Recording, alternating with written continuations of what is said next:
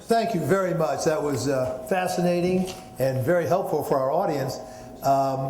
You did not get to Europe and say anything about the euro crisis, so I want to ask you about that. But before I do, I want to ask you one more question about the Swedish experience. You drew a lot of lessons, and all of them, I think, very much food for thought for us. But let me ask you one more question.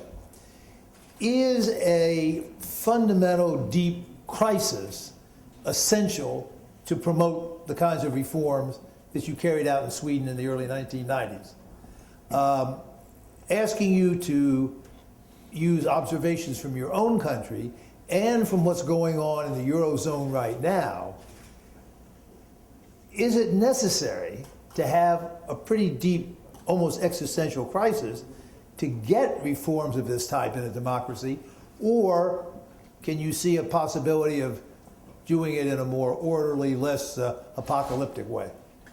Well, I think the experience from Sweden, from our neighborhood with Denmark, Finland, and the Baltics, would clearly indicate that a crisis is a awakening call for society. And let's remember that the Asian countries, after the crisis they had in the 90s, had very good growth numbers. I think the average of the IMF program countries have been, for the 5 to 10 years afterward, has been close to 5 to 6%. So you could draw some positive lessons out of this for Europe. If Italy now understands, and if Spain now understands, that yes, you can keep your social European model, but you need to give stronger priority how you spend the money. You need to invest more in education, you need to get costs under control, and you need to increase productivity in your private sector. Well, that is something that I think is an alternative scenario, that the fact that most countries that have been in a deep crisis will not be in the forefront of the next is, I think, an historical experience. Okay, valuable maybe for all of us. Let me go on and then ask you a few questions about the current euro situation. You made a couple of remarks briefly at the start. In Spain, you worry about the banks. Tell us the 2 or 3 things that you worry most about as the Eurozone continues to confront its crisis, and give us your prognosis on the likely outcomes. Well, to my mind, a prerequisite for Europe coming out of the crisis is a very active role for the ECB. I do believe that they must uphold price stability targets in the European context. Anything else would be detrimental for credibility. But having said that, I think we should give them support to be very active on the banking side or on the liquidity side, to be able to provide flexible policies like they have done with the long-term repos. And I don't believe that that is a threat to price stability. It is no longer the case that there is a strong link between monetary base and inflation if you have an inflation target as the ECB have. So as long as inflation expectations are well anchored at around 2%, I think they have some leeway to be very active. And that is also obviously true for the other European central banks. A second very important thing is the fact that the fiscal situation has improved substantially. I mentioned what the Italians have done. The healthcare spending in Italy in 2030 will decrease almost as much in Sweden. So they don't have the cost problem with healthcare and Medicare as the US had. They don't have the underfunding of the pension system as the US had. So long term there has been some very substantial reform. They have indexed average pension age on life expectancy. That will be recalculated every 3rd year. They've done increased female and male pension age up to 66, and they will increase it automatically, or that they legislated to 67. So on the fiscal side, I tend to be very hawkish. I've been very critical to some of the governments that has been letting deficits up. I'm less hawkish on the fiscal side now, because I think before, when there was no certainty about the path, when you didn't have the governance structure in place. Now with the Stability and Pact, the reinforced governance structures, and an average deficit of 3.2 this year, you don't have an acute fiscal problem. And I don't think that either Italy or Spain has an acute fiscal problem. The missing link in our system is resolution and recapitalization of banks. We have a very effective and brutal system in Sweden for that, but I would be very happy to see European institutionalized way of dealing with banks. If that cannot be done in the short-term perspective, I think we must find some other flexible way of doing it. And it's important to separate the fiscal Spanish and the current account Spanish side from the banking side. Because if we're trying to force the Spaniards to go into some kind of support program because they have a problem on the fiscal side, well, the government would have failed. And they have taken very serious decisions that will be good in the long run. So I would argue for trying to find some way. If the Spaniards can do it themselves, fine, but please do it quickly.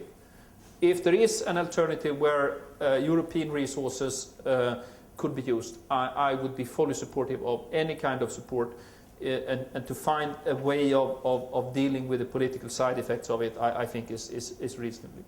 It sounds like you're fundamentally optimistic that the Eurozone will overcome its crisis and maybe even build new institutions for the future.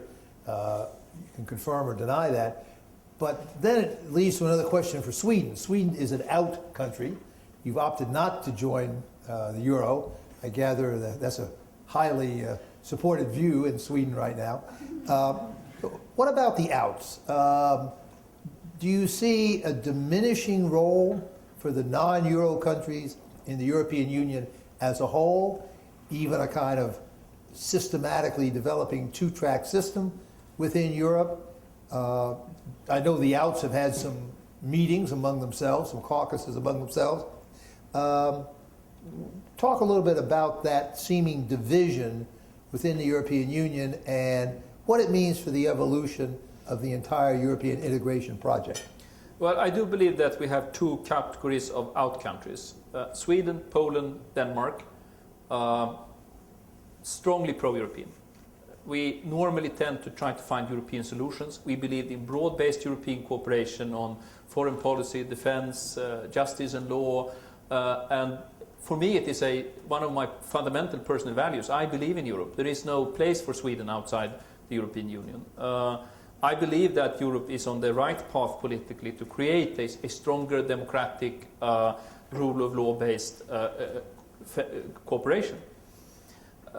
We have, from time to time, reinforced the fact that we are ready also to provide resources if necessary. We are doing a substantial contribution to the IMF, partly because we haven't been a part of the European solutions.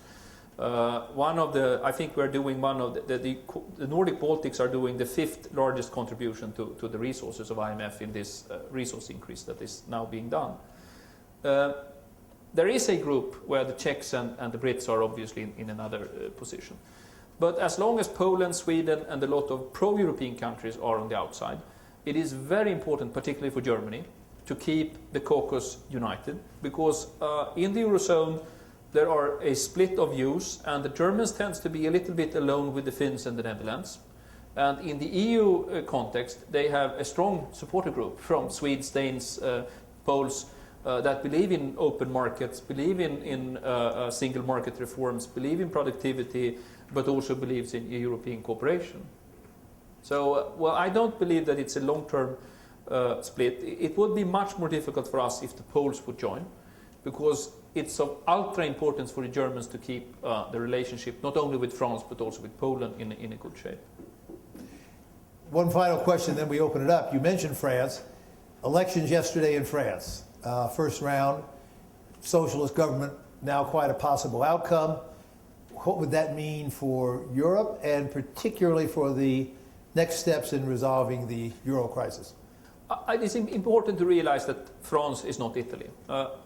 If you look at competitiveness, France has been doing very equal to Germany in terms of total factor productivity growth and growth for the last 10 to 15 years. The wage setting is in order. They do not have a large current account deficit, and they have not run large current account deficits in history either, so they don't have a large foreign indebtedness.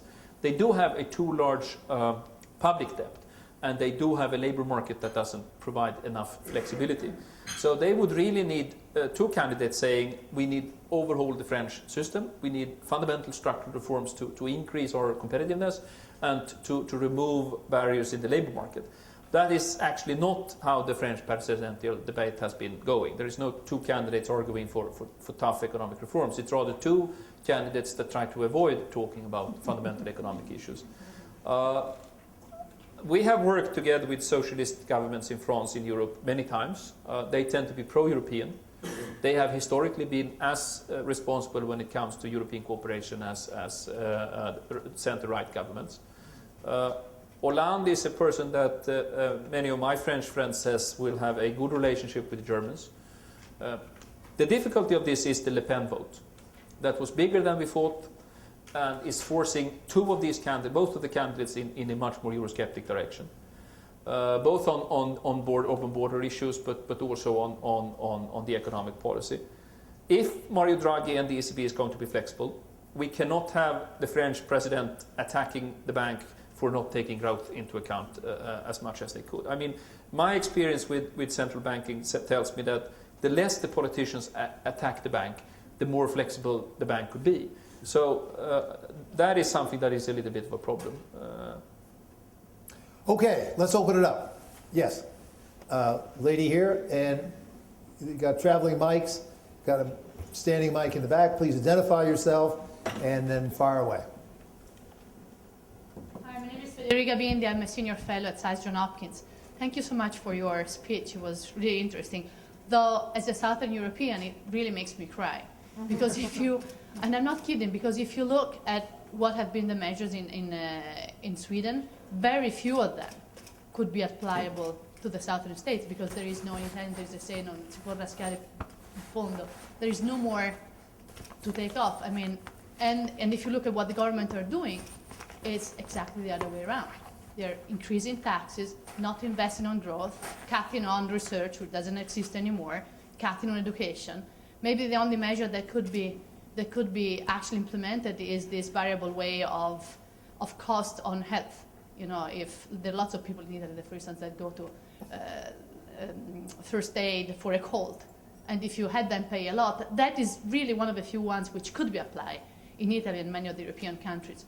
So, in concrete, what do you advise to your fellow ministers to do in Southern Europe, given that you were starting from a level of very, very high level of social welfare, which we don't have in Southern Europe anymore. And also the other problem, as you said, there was lots of support in the parliament and in the civil society for what you have been doing, which doesn't exist in most of the Southern European countries. There is no support whatsoever in the parliament, nor in the civil society. People are very misconfident about politicians and what the government does, even with Monti now. Well, when you talk about something that has been going on for 20 years, you tend to give a broad and stable picture that is nice and well organized, but that's the kind of rationale you can give with hindsight. The process was very difficult in Sweden. In 94, when the bond market exploded, and in 95, when Mexico went into trouble, everything restarted for us. So the credibility deficit was humongous. When I started out with bond and currency trading, we were traveling here and meeting people that have basically been fired. Most of them that you came to and say, yeah, you're going to buy some Swedish bonds because it's good prospects and most of the decisions taken, they would start out in a very aggressive manner declaring, yes, I used to work for Lehman Brothers or Salomon Brothers and I was fired because I invested in your bond market and I will never again touch a Swedish bond. And you are welfare addicts and you cannot reform yourself and this is not credible. And this went on, I would say, up till 97, 98, when the positive spirals became dominating. So, if I would have taken just one year, 91, 92, 93, then it would have looked a lot like Spain, a lot of, or other countries in reforms, a lot of conflicts, lacking of reforms, not the kind of broad strategy. But eventually, when you continue to work with the problems and continue to move forward, well, the situation improves. And I disagree a little bit of the description of these governments. I understand that they don't have the opportunity to cut back transfer in the way that we did, because the transfer payments are not as high as they were in Sweden. I mean, we we started out with super generous transfer payments. But obviously pension reforms is now conducted in both Italy and Spain and Greece. There are efforts to reduce costs in terms of staffs. Yes, they have to some extent cut back education. I mean, in the case of Italy, they would probably need to do the complete opposite. I mean, Bologna is their best university. It's ranked at number 162, which is completely unacceptable for a country of that size. They spend a third of what we do on research in Italy, which completely unbelievable, really. What you need to do is to spend more on the growth expenditures and cut back everything else. And I don't say that this is doesn't have social costs.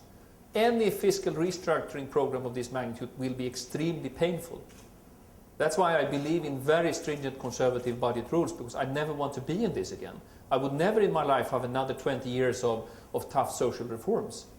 So that I think there are some positive signs in Spain and Italy, but it has to be different from Sweden, and it will not be solved in 1 or 2 years. It needs to be an ongoing reform process for maybe a decade or so. Howard? Yes, I'm Howard Rosen here at the Institute, and Mr. Minister, thank you very much for your remarks. It's going to keep me quite busy for the next couple of weeks trying to explain to people the differences between Sweden and the United States. For example, when I see your list of lessons, it kind of jumped out to me that maybe one of the lessons is that we in the United States should double our expenditures and double our taxes, since yours are twice as much as it is here in the United States. And also you talk about how you had reforms in labor markets and other things like that. Here in the States, policymakers tend to think about direction and not levels. Your levels of spending in those kinds of programs still outsurpass what we do here in the United States by 1, 2, or 3 times what we do in this country. So it's always a little bit careful to try to translate the Swedish model for the United States. But there's something that I think you said that was really very important. I think it was more of a political statement than an economic one, and I'd like you to talk about it a little bit more. Actually, our experience really tracks the Swedish experience in the 1990s. We look pretty much the same in the 1990s, and we diverted in 2001 when we put in the Bush tax cuts and things like that. And the discussion here on the income gap has been what's the effect it has been, if it has had an effect on growth or whatever. You tend to suggest that the income gap has an effect on politics, and that maybe that's what has exacerbated our political stalemate. So the outcome of our tax cuts in 2001, it exacerbated the income gap, which then made it harder for us to get political consensus on moving forward. So I'd like you to actually talk a little bit more about that connection between income gap and consensus on putting in place responsible policies. Well, I mean, let me start out that I want to be very clear that there is no one-size-fits-all. I mean, reform programs must be very much built on the kind of problems the country has. And the US is obviously quite different. If we look at the labor market structure, the unemployment benefits are much lower than in Sweden. The tax rates for normal income earners are much lower. Their employment protection is much more flexible than in Sweden. Unionization is lower. The wage setting structure is more decentralized. So there are huge differences. We needed to become a little bit more flexible, but that doesn't. It's not easy to say that means that the US have to go in the same direction. I would argue that they probably need to do both tax cuts and tax increases. There are a tax system in the US that is excessively complicated, and where, for example, the corporate tax rate seems to be on the high side. And I do believe that the earned income tax credit that the Clinton administration did in combination with the Republicans, and the whole move from welfare to workfare is something that could probably be continued and very valuable for the US. But as you mentioned, yes, I believe that social cohesion is very important. I mean, obviously it is for moral reasons. I mean, the worst off in society should have a decent living standard, but also from political reasons. A society that gets too divided becomes much less able to deal with its problems. Because if you don't have the sense that you're in this together, well, if you get into a crisis, you will be divided. The ones of the European countries that are on the high end are Spain, Italy, Greece, and Portugal. Those are the countries in Europe with the highest economic income differences. They are very hierarchical, low social mobility, a lot of monopoly profits that is distributed because of a too heavy regulatory burden. The US is also in top, but for different reasons than Spain or Italy. So I think that the Nordic model, where you combine the kind of open, strongly competitive society with a high degree of social cohesion is pretty efficient.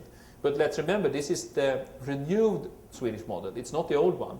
I'm not saying that it worked well with high unionization, high taxes, over-regulation of product markets, high inflation, lack of macroeconomic stability, public indebtedness, extremely low efficiency in the welfare services. That was the old model. It works now because we spent 20 years to rebuilding it. Okay, Nicola? Nicolas Veron here at the Institute and at Bruegel in Brussels. You mentioned the centrality of the banking problem in the current European situation, and especially in the Eurozone, and you did point to the solution as being more centralized instruments for dealing with banking situations, especially in terms of supervision and resolution. So there's a lot of talk right now in the policy community in Europe about this banking union concept, and I do understand from what you said that Sweden would be willing to be part of that banking union even before it would be a member, or without being a member of the monetary union. Please confirm or disprove this if I understood incorrectly. But my question is about the United Kingdom, because London is the financial hub of Europe. It is part of the single market for financial services. And clearly, if the Eurozone, perhaps with Sweden and a few others, was to build a banking union without the UK, this would have highly distortive effects for the single market for banking services. So I'd like to have your thoughts, as this is a very topical policy question right now, on how to articulate thinking ahead on the banking union front with the question of the UK. Well, we have made a proposal to use the European Investment Bank to create the EU 27 institution for dealing with banking crisis. We have also said that we were ready to finance recapitalization of banks, given that there was a thorough process where you took the BlackRock or something else and really transparently looked through the banks and did a substantial haircut on the banks, and also were ready to inject Tier 1 capital. In that kind of structure, bank reconstruction doesn't have to be all that costly for the public finances. So we said that we were ready to do that. The UK did not agree. So EU 27 is off the agenda, I would say, after that. It was a difficult process, and it will not restart. So there will be no EU 27. Given the French election, and given that we don't have a government in the Netherlands and some other political issues, there will be no banking resolution EU authority for the next 3 to 6 months. There might be decisions to create one, and it might come into effect later. But the current crisis cannot be dealt with an institution that will exist in the future. So I believe in a European Banking Resolution Authority, but this crisis has to be dealt with in the short term.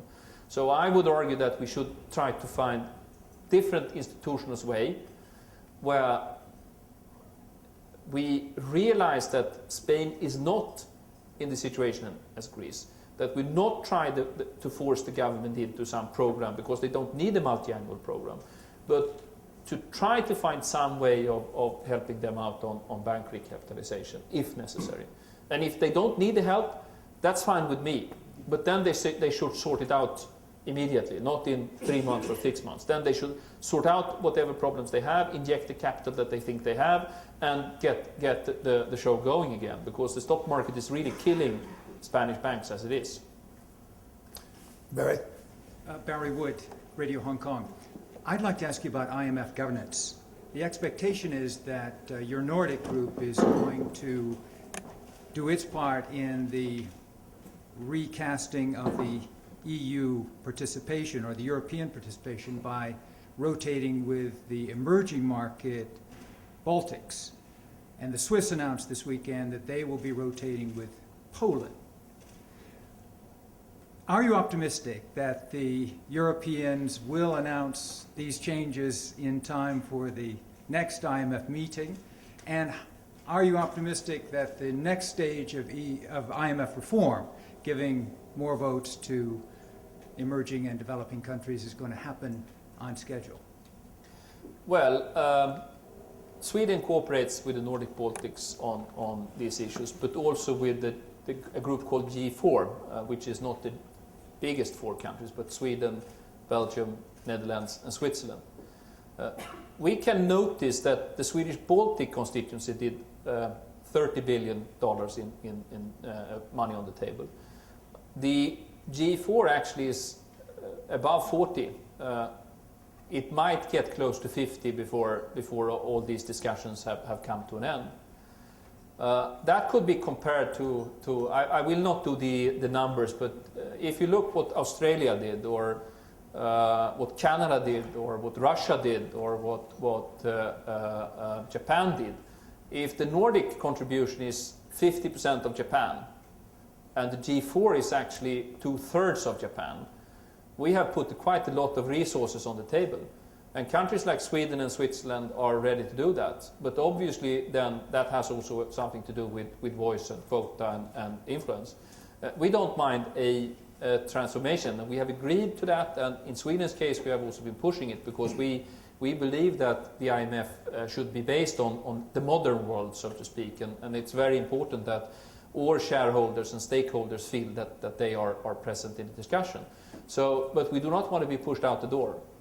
And if we are pushed out of the door, we will take our wallet with us. And that is also true for Switzerland and Belgium and the rest of these countries. So, yeah, we would like to contribute, and I do think that the process of changing the constituencies are going forward. We've heard some pretty good noise from the Netherlands, Belgium process. We know that the Swiss and the Poles are very close in negotiations. An outstanding question is obviously what will happen to Spain if they would go into a European constituency together with the contribution that we are doing by rotating with the Baltics. Then we would be at two less European shares in the IMFC. But for us, I mean, Sweden is not a member of the G20. We have no ability. We are sometimes invited, particularly when we pay. But we normally don't attend G20 meetings. So for us, it is important that the governance structure for the IMF is actually the IMFC. And I think the president of the IMFC has made very good work to try to keep the two bodies working better together. And it doesn't have to be exclusion. One should not exclude the others. G20 is important. It is important that we have an arena where all the big emerging countries can have a sense that they have a voice, and I do believe they should have a voice on these issues. But we do not want to be pushed out the door. Yes. Lois from Bloomberg News. I wanted to go back to your thought on ECB. You said earlier that the ECB needs to be more active. The ECB has engaged in, I think it has now 2 3-year LTROs, the S&P program. Do you think they need to go even further? I mean, I think you suggested they need to pay more active. Do you mean they need to engage in these active instruments? The ECB has also said at the IMF that if they do, it would lower their credibility. And secondly, the onus should lie at the hands of the governments, not at the hands of the ECB. Well, I have only support to give to Mario Draghi. I strongly believe in independent central banking and price stability. For us, it has been a transformational experience to get a well-functioning central bank in Sweden and also in Europe. So I believe that they've taken responsible steps, that they've done what is necessary so far, and I have great trust that they will continue to do that. And I think they have room to maneuver because the fiscal side is getting better. There is very limited inflation pressure, but the decisions must be taken by the central bank, and I think politicians should be very, very careful to try to give directions to central bankers when it comes to the necessary measures. So I would support them being flexible as they are, and I would trust them to take the right decisions when they are going forward. Yes. Pedro da Costa from Reuters. You pulled up a couple interesting graphics in your presentation. On the one hand, you had a graphic about labor costs and competitiveness that showed the importance of keeping down your labor costs, particularly for Southern European countries, in order to boost competitiveness. But then when you showed a graphic about Sweden, you talked about how troublesome it was that wages were stuck in the same place for 20 years. And in fact, the US has experienced the same thing. It's one of the reasons why domestic demand is so weak. So how do you go about lowering labor costs without choking off domestic demand, essentially? Well, if you remember the chart on real wage increases, the nominal increase of wages in the 70s and 80s in Sweden were very high, sometimes even double-digit wage increases. But the real wages did not increase because the inflation pressure took away all of the content. And there were no productivity growth, so there could be no long-term wage increase. What we have experienced now is that we almost every year have around 3 to 4% wage increases. And given that we have a productivity of some 2 something and an inflation target of 2, well, that's fine. You can increase real wages and increase consumption on average in the long term on the level of productivity that you are providing in the economy without creating a cost problem or competitiveness problems. So for the lesson for Southern Europe, look, for example, at Italy, it is not the wages that has been creating the problem, it's the productivity. The wages has basically been at the same magnitude as in Germany, and I think that's basically also true with some exception for Spain. So it is a productivity issue. You cannot have falling factor productivity. You must have the dynamics into your economy so that you get a productivity increase of some 1.5%, 2.5%. Otherwise, there can be no real wage growth. So therefore, I think the structural issues for Europe are even more pressing. The labor market reforms, and Spain and Italy is not the US. They have excessive employment protection. They have too much union influence on wage setting, and they have they are lacking flexibility in the labor market. So that has to be fixed. And if you look at these countries, for example, just to take a striking fact, Sweden are now at the lower end of the OECD when it comes to profitability in the retail sector. Greece is on top. That means that there are some barriers to entry for entrepreneurs. There are some regulatory structures that prevent competition to push costs downwards, and that has to be fixed. And the domestic sector is the key here, because the larger part of these economies, the Italian government economy today is about only 20-something in export share. So it's basically a domestic economy, but then the domestic cost side has to be fixed. So they need to rapidly increase their productivity over the next 10 years. Bob.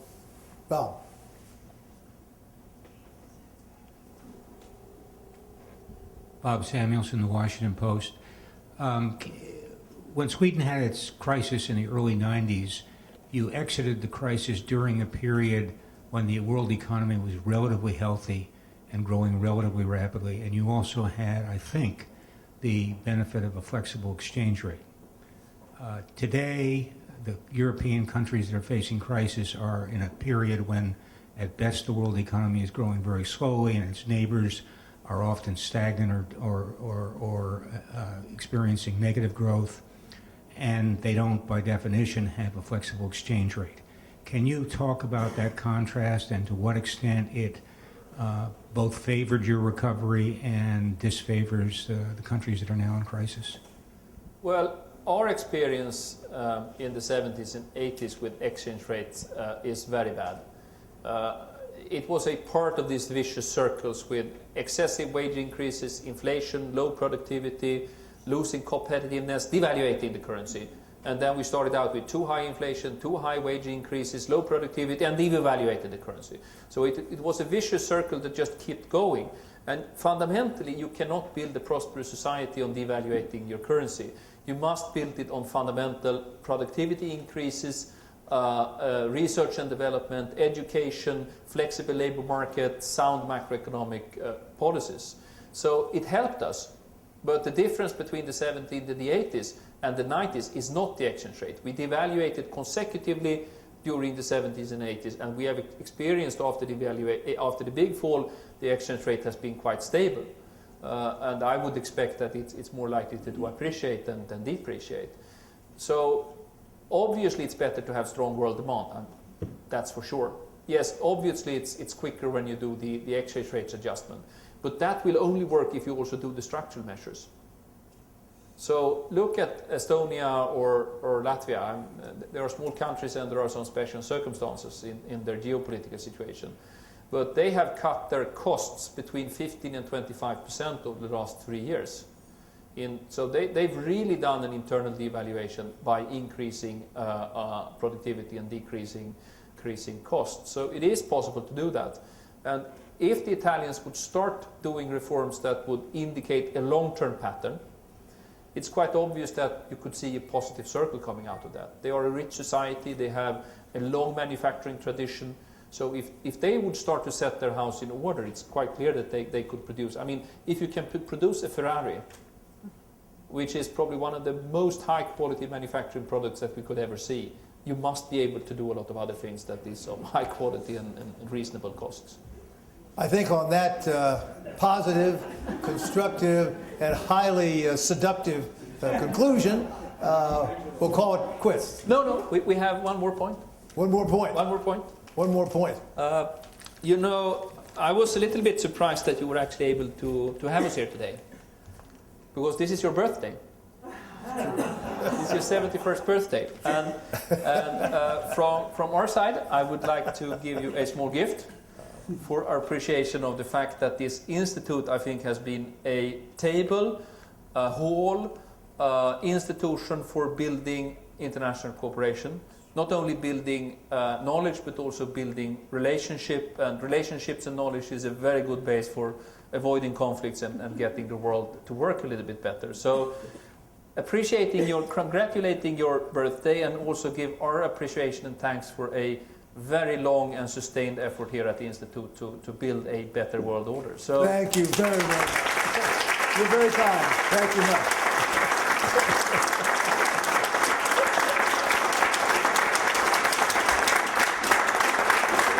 Anders, that's greatly appreciated. Thanks to you. Thanks to you for today's very enlightening remarks. Thanks to the audience. We'll continue to discuss this topic, I'm sure, and I hope with Anders. Many thanks. Meeting adjourned. That's great. Thank you very much. That's very kind.